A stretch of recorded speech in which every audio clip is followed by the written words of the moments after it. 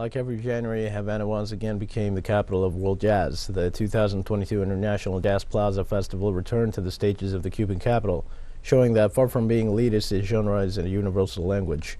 Our correspondent Fabiola Lopez brings us more details of the event.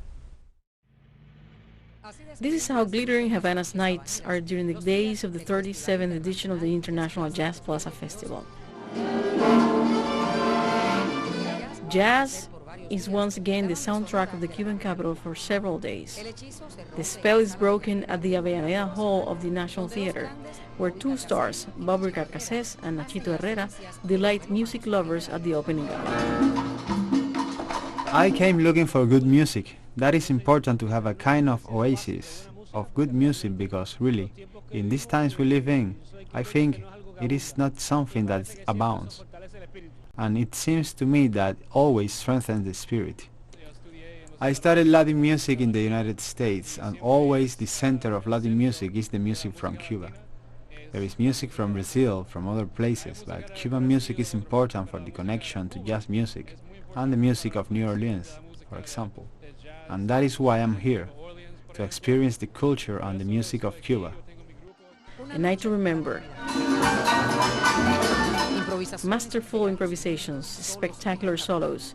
The stage is shared by Cuban and U.S. artists. Cuba's National Theater vibrates to the rhythm of jazz. The listener, the person attending a show, always goes away with something new.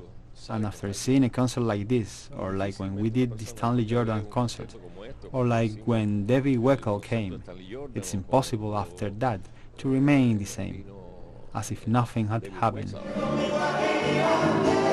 This time round, the most important jazz event on the island will take place in a hybrid format, combining face-to-face and virtual activities and complying with the biosecurity measures due to the COVID-19.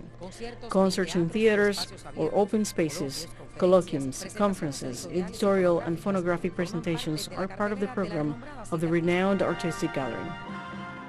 At the theoretical level, the opportunities for debate, dialogue and discussion that are generated in the International Colloquium Leonardo Acosta in Memoriam, but we can also receive and grasp a part of the wisdom of these masters of world jazz, who graciously agreed to offer their master classes within the grounds of the theoretical event.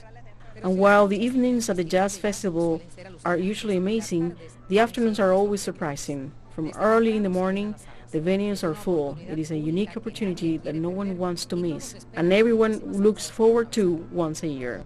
It is the time of the year in which we present our work and our new projects, in which we share spaces with musicians who live outside of Cuba, to share what is happening with Cuban music and the jazz made in Cuba.